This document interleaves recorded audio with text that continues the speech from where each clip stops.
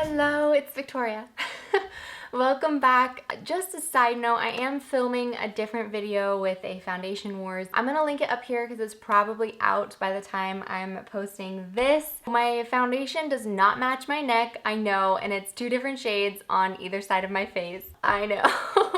This is part of the war that we're doing of the challenge. So take a look at that video, watch it. It will be entertaining. It is worth it. I'm really stoked about it. So I hope you guys can get a look at that. Now we are going to open up this guy, and I can't believe that I'm filming a whole designated video just over brows.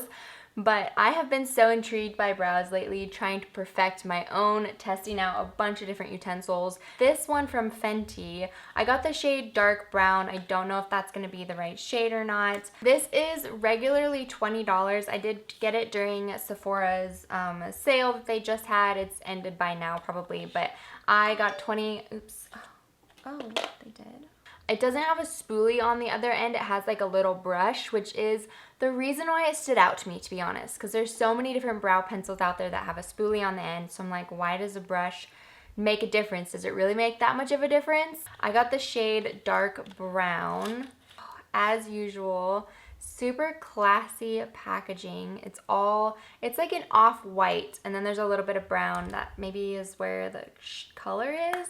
Yeah, that makes sense. I'll just do like a little swatch on the back of my hand. It's kind of a really firm pencil. There's the color.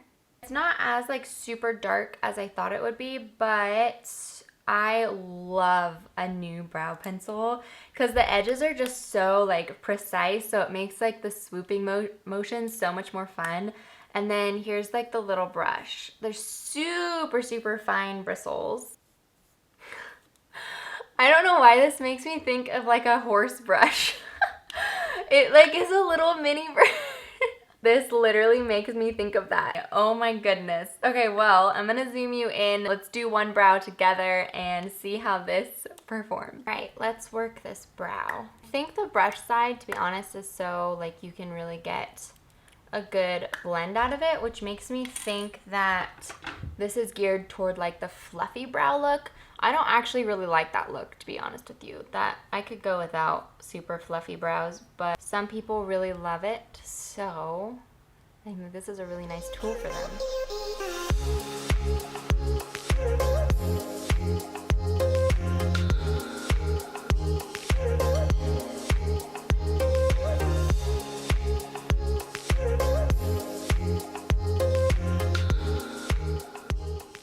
So far, so good. Okay, let's keep going.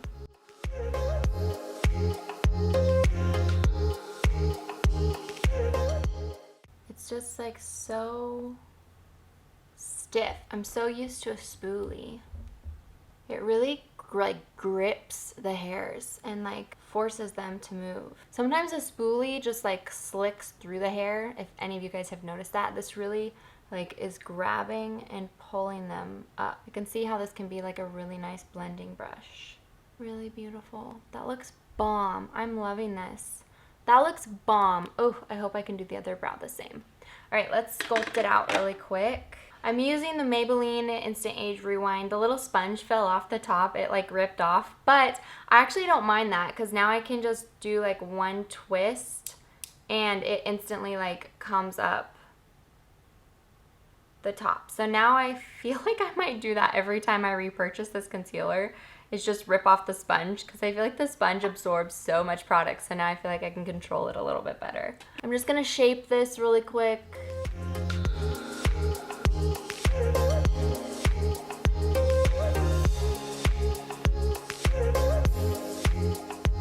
Okay, and then I just like to use my finger and just pat it. You could use a beauty blender if you wanted to, but my finger just works the best for me.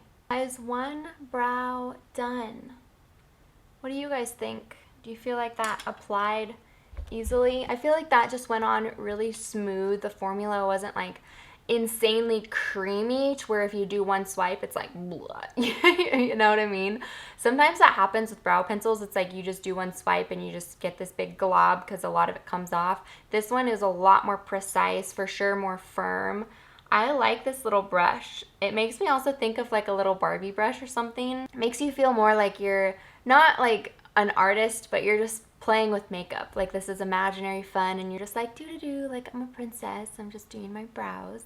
Just makes it fun that way. I'm gonna do the other brow off camera really quick and then we'll do just like a final check-in. Quick little thoughts on this. I really enjoy this brush. Oh my goodness. It like almost gave me more precision than a spoolie would, which is interesting. Like, go Rihanna for creating something unique and amazing. I really love that. I forgot to mention too that the shade is actually perfect for you, for me. Perfect for you. I usually use the shade Dark Drapes in Urban Decay, and that one I really love. A little bit darker, and I like that. I like my brows to be a little darker, but this one, Dark Brown, I think she looks perfect. I think that color is actually beautiful. The only thing that I would note is that it is difficult to do like a really fine swipe. So if you wanted to do like really fine like brow swipes, brow hair, like mimic that, that's just a little bit difficult. It just doesn't really want to do really fine swipes. Just doesn't want to do like really fine swipes because the pigmentation is just a little bit lighter than normal. I think this brush is like beautiful and it worked good for me. Just to get like the pigment that you want out of it, you need to like push a little bit harder, which is like why I think it's actually not bad for beginners, just because you have a little bit more control as far as like how much you want to really put into it. If you wanted it to be really dark, then you would just